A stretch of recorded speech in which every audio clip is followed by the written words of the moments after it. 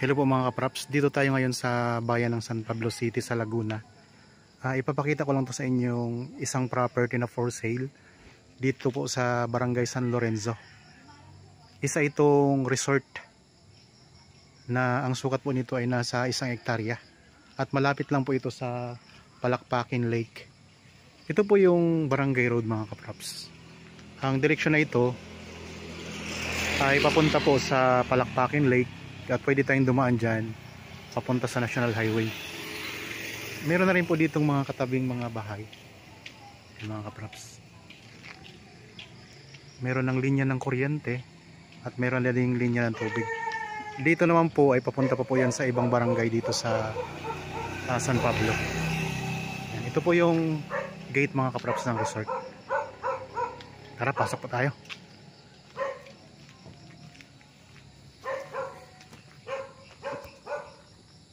Yan, dito sa entrance ng property, mayroong mga halaman.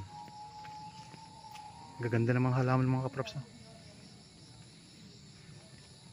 Tapos sa kabilang side naman po, mayroong isang basketball court, half court mga kapraps. Yan.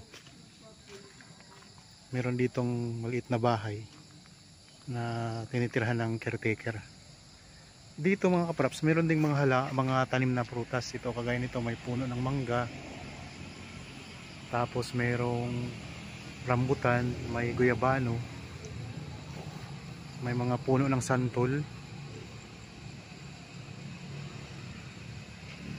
Tapos yung po, mayroon ditong isang building. Pupuntahan natin yan mga kapraps. Mayroong mga tanim na balimbing. Tapos ang mga kapraps, ang lupa, may mga carabao grass na rin. Maganda tong property na to. Tapos dito mayroong isang maliit na kubo na pwede kayo ditong tumambay. Meron ding mga tanim na lansones pala mga kapraps, no?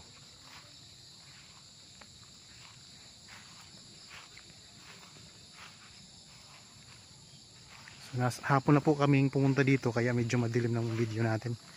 Pupuntahan natin yung swimming pool. Ang ganda ng resort na to.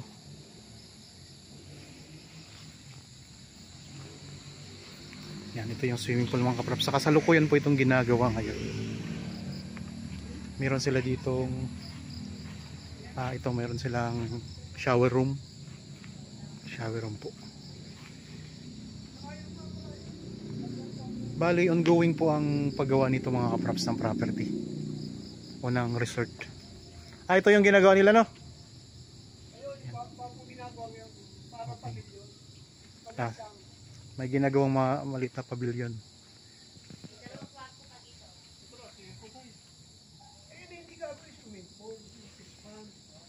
So meron ditong mga kapraps, rambutan.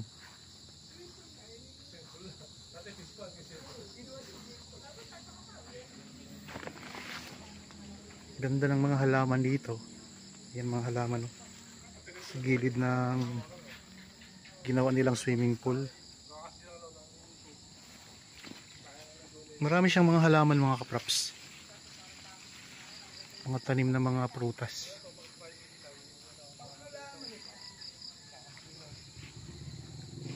Ito yung mga nila. Ito yung ginagawang pavilion na maliit, no? Ganda mga halaman. Ayan, bago lang yung ginagawa niya. Tatapusin niya bago mga 2 araw na lang. So, ito yung ongoing ang paggawa ngayon mga kapraps. Ayan. Maliit na pavilion dito sa resort. Maliwalas dito kasi maraming tanim ng mga prutas.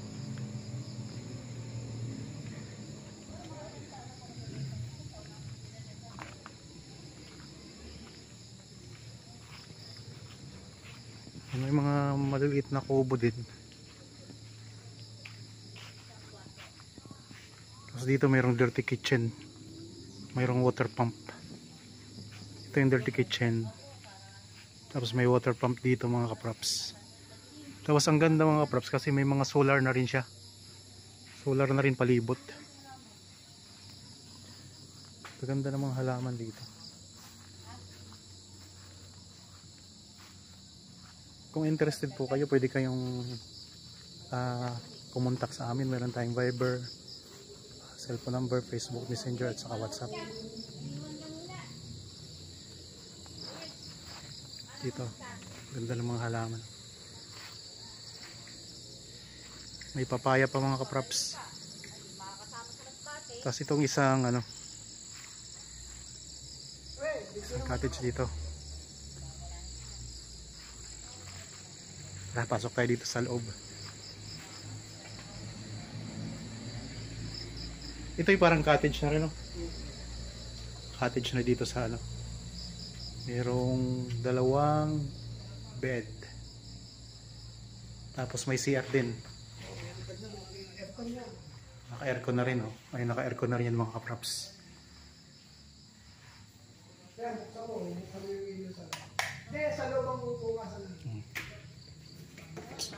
Punta tayo dito sa CR. Abang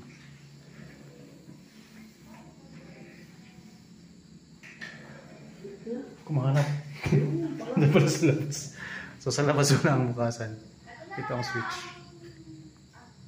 Yan, ito yung CR mga kaprops. Meron na rin yung shower. Naka-tiles na rin po. Naka-tiles na rin.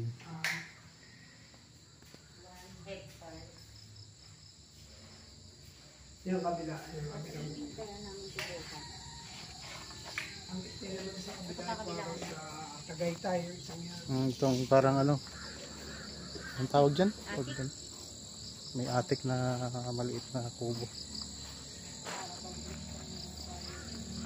Ay, may lansones din yan mga kaprops, no?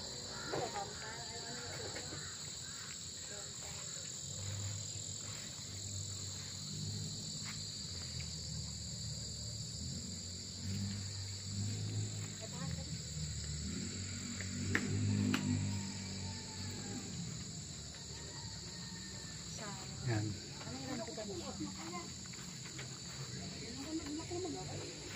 Nakalak. So nakalak. Hindi natin mapasok yung loob ng maliit na kubo. Ilan lang kasi yan? 2? Couple. Ikat ko lang ang camera mga kaprops. Mayroong miracle fruit. Marami siyang rambutan.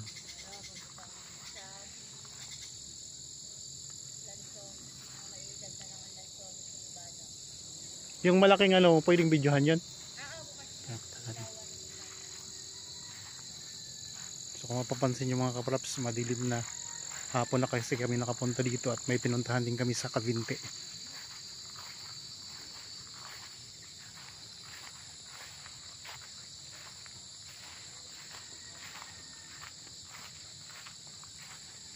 Okay, puntahan natin dito itong building dito sa unahan.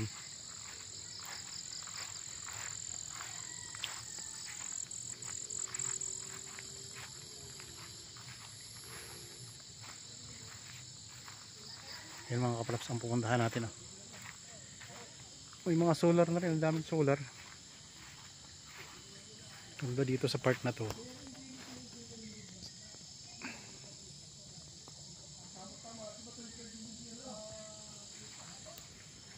Ito yung court, basketball court yan mga kaprops. May mga tanim na mga santol, mga lansones, may rambutan, may guyabano, may balimbing at ang ganda ng harapan niya. Kasi po, Carabao grass, na balot na siya ng Carabao grass. Punta natin tong ganda pa ng halaman. Talagang halaman ang gaganda dito mga kaprops. Talagang sulit.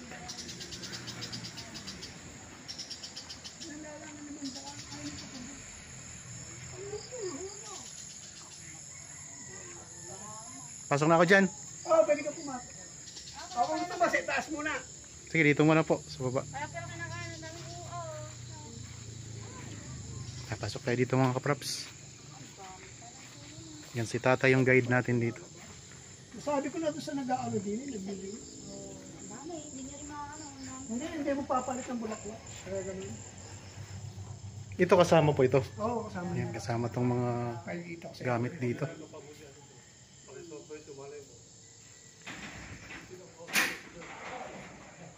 Yung ano nila pa pero yung kusina. Mayroon pang kusina dito. Naka-aircon na rin yan mga kapraps. Oh. Yan, may aircon na rin yan. Ikot ko lang camera. Punta tayo dito sa ito yung guest area. Yan. Ganda na rin. Dito tayo sa kusina. Ito yung kusina. Kasama din tong rep. Ito yung kusina nila. Tabing kalsada lang itong mga kapraps kaya maingay yung mga mga motor. Kaya hindi sa kabilang lababo pinakamagas.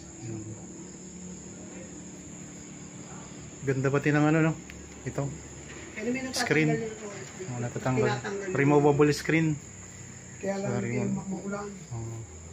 Tara tay, samahan mo po ako sa taas. Ikaw ang aking guide. Yeah, kulat nga rin sasigado ko lang. Tara. Kasi minapasok din yung ano.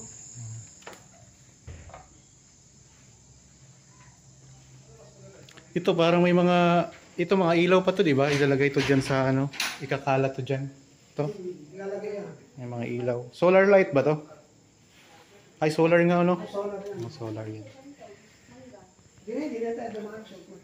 Punta tayo dito sa Sana huwag nakalaksan. second floor. Ito, wala nyo gano'n? Meron doon ilan. Ayun, siguro mga 30 puno. May mga puno pa ng niyog, 30 puno. Ang harap ng harap nitong building mga kapraps.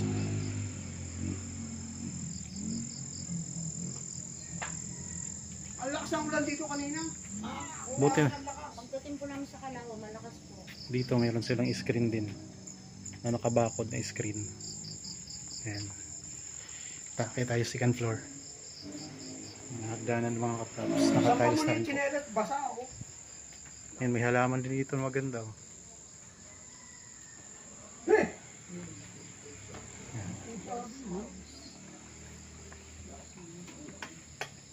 Aircon, may aircon na rin dito. Nakalak din. Nakalak. Dito tayo sa mayroon dito ang T-race. Okay lang po na isang kwarto. Dalawang kwarto dito. Ay, ilan lahat ng kwarto tayo? Dalawa lang. Tapos sa baba, walang kwarto doon So may dalawang kwarto. Yung kwarto kanina, ito yung unang kwarto. Nakalak lang po mga kapraps. Yung kwarto dito, may isa mas maluang. Mas malaki yung isa. Pero malaki na rin to eh. Ganda ka kasi. Ito yung bed.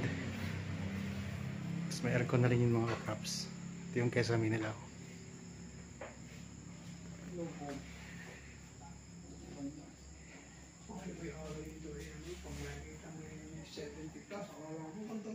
Ito yung CR. Meron na rin dito mga kapraps shower. Yan. Ito yung CR bowl. Dito tayo ngayon sa taas nitong building. So may dalawang kwarto po. Okay. Mas maganda po kung maliwanag pa yung umagat natin napuntahan to. Kasi talagang makikita niyo yung ganda nito. Pero ngayon, maliwanag pa rin naman mga kapraps. Ayan lang kalsada oh. Iingay ng motor. Ayan lang kalsada oh. Ayan. Tabi po ito ng elementary school dito sa San Lorenzo.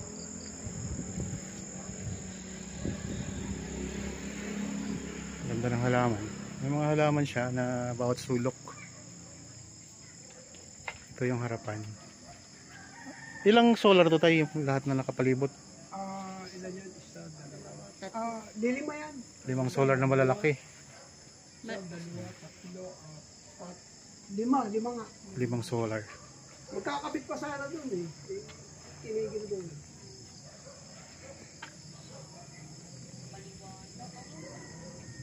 Pagbalik natin. Tapos tanaw pa dito ang Mount Banahaw, no? Ayun, no? Oo. Ayun. Maliwanag ang tagdating ng dito sa tayo. Yung mga props, tanaw pa natin dito ang Mount Banahaw. Ayun, Mount Banahaw. Madilim na nga lang po.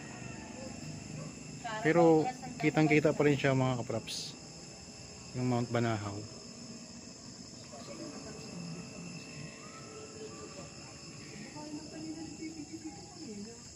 Ito yung swimming pool kanina. Galing tayo dyan kanina.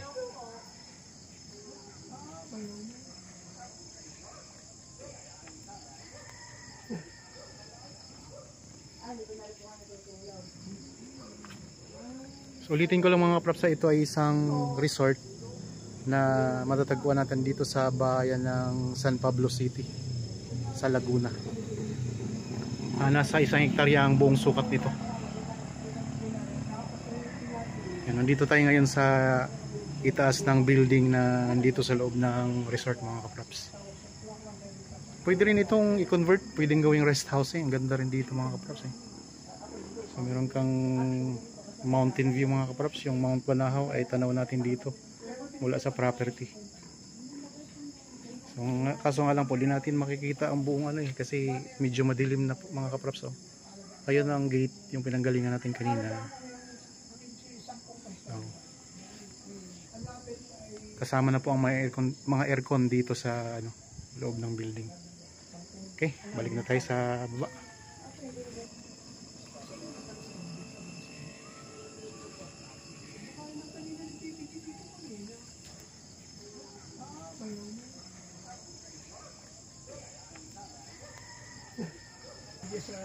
Pababa na tayo, balik na tayo doon sa baba mga kaprops. Doon natitiratin ang piling bahay sa... Dito tayo dito. May asawa po kami nito eh. May screen na rin yan.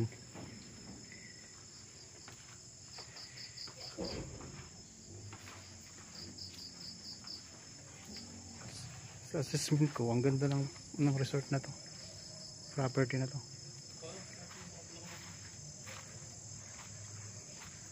Yan, ang gaganda ng mga halaman. Mga kaprops, may mga gandang halaman. Sa harap to ng ano.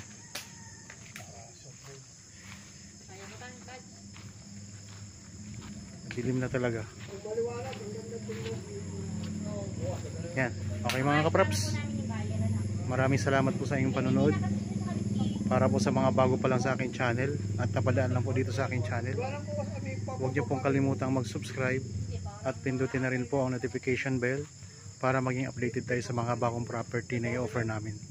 Maraming salamat po. Lagi tayong mag-iingat at God bless po sa ating lahat mga kaprops. Kasi may maganda kasi alam ni Paul. Kasi kung si Kuya Joe, mahirapan kami. Pero mas maganda